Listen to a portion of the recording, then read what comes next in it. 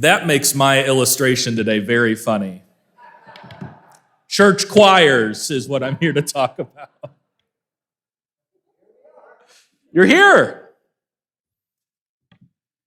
My entry point into religion was the concept of friendship.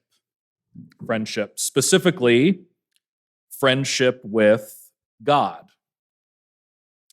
The audacity of a friendship relationship with a deity was very captivating to me.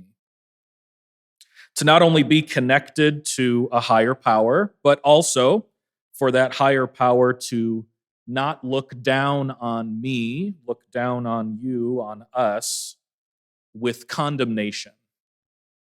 That became for me very good news. The thread of friendship has woven itself throughout my life. I have come to find that my relationships with others, their breadth, their depth, their quality, and their diversity and their inclusion have served as a measurement of sorts for the quality of my relationship with God. I hold most dearly my friendships. For this reason, I'm so glad to be friends with Reverend Jennifer Innes, who I've known for several years now. And I'm so glad to have been welcomed here today by you all and have gained some more friends this morning by being here. So, good morning, friends. In the name of love and friendship, good morning. Since we're friends now, I have a favor to ask. Will you join the church choir? Come on. This choir is different, though. It actually does not require singing. This is a choir that focuses intently not only on voices, but on our decision-making processes, our motives, our behaviors, the ways in which we live and move and have our being in the world. All of these things are the notes that we sing in the choir that I'm talking about. Choir members think intentionally about how they are supposed to engage with the relational world around them, that is, the people and their ideologies. They also think intentionally about the physical and the natural world around them, how they can be good stewards and how they can preserve. They also think about how to interact with the cosmic world in which they find themselves, how things are connected, and how there is purpose to be found in all sorts of places.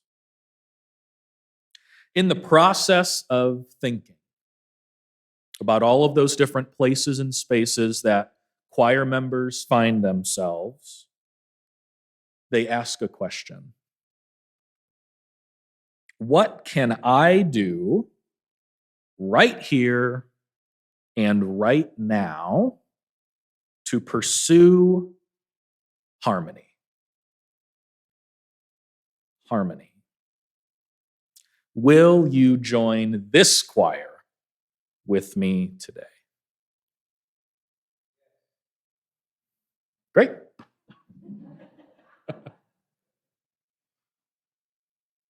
Of course, a choir that is working together on some level is harmonious. Multiple voices, multiple notes and tones and pitches becoming combined together to create something pleasing, soothing, peaceful.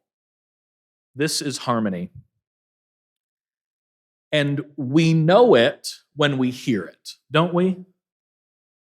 Just as much, we know it when we're not hearing it or when we're not seeing it. Harmony. In the pursuit of harmony, choir members need to constantly work hard at doing two things as best they can: listen and adapt. At this point, I get to talk about one of my favorite movies, Sister Act. If you are unfamiliar with Sister Act, why are you unfamiliar with Sister Act? I think it just went on to Netflix, actually. I really think that. Whoopi Goldberg stars in the 1992 film where she is disguised as a nun in a convent in order to keep her safe from her mobster boyfriend. Whoopi's character's name is Sister Mary Clarence. Because she has a background as a lounge singer, she is eventually given the reins to the sisters' choir, which needs a little work, doesn't it? In this scene, the choir belts out a note all at the same time, and it sounds like a bunch of meowing cats, right? That are all running from something. In the pursuit of harmony, Sister Mary Clarence moves one sister from here to there, and she moves another sister over here. She gives instruction to the sister that's playing piano. And then she provides this instruction: you have to think about what you are singing. You have to think about what you are singing. And you need to learn how to listen to each other. Good choir members in pursuit of harmony need to listen. When it comes to harmony, listening is just as important, maybe even more important, as singing. We live in a world where everyone either wants to be or thinks they already are a soloist. You and I know this. When everyone is a soloist, no one is heard very well. When everyone is a soloist, you get drowned out. Just like the human body is composed of a variety of parts, so are harmonious choirs. They are composed of a variety of notes. However, the goals of the choir remain the same: harmony. So, a good choir member is listening to the notes around them, seeking to understand not only what the other notes are, but why the notes sound like that and where those notes are coming from. Once the ears are engaged, the choir member engages their mouth. They join in the singing of notes with their own. Once they begin to do this, once they're ready to engage with their voice, is when they start needing to adapt. Once again, what is our choir member question? What can I do right here, right now, to pursue harmony. Acting out the answer to that question is us adapting. What can I do right here, right now to pursue harmony? Adaptation, in this instance, requires choice. It is choosing the peaceful note instead of the combative one. It is choosing the forgiving note instead of the grudge-holding one. It is choosing the loving note instead of the hateful one. It is choosing the kind note instead of the grouchy one. As much as it depends on you and as much as you are able, adapt the sound of your notes to pursue harmony. When you're making decisions, when you are behaving in a way, going about your business, asking that question, what can I do right here, right now, to pursue harmony? And yet, following, listening, and adapting, there is a third and final trait a good choir member must have in our world today. Listening, adapting, and being enthusiastic. By this, I mean being willing to sound your notes first.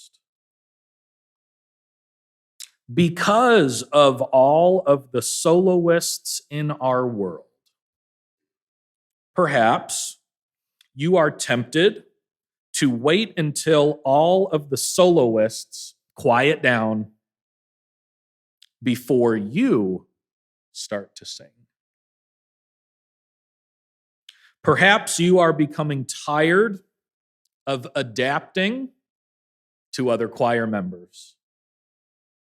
And only until they get their notes right will you change the tone of yours. You might be waiting a while. Enthusiastic choir members are willing and able to kick off a moment with notes in pursuit of harmony. Despite what might be getting ready to come out of someone else's mouth, they keep singing their good and beautiful notes, even if no one is listening, or if someone is trying to sing over them.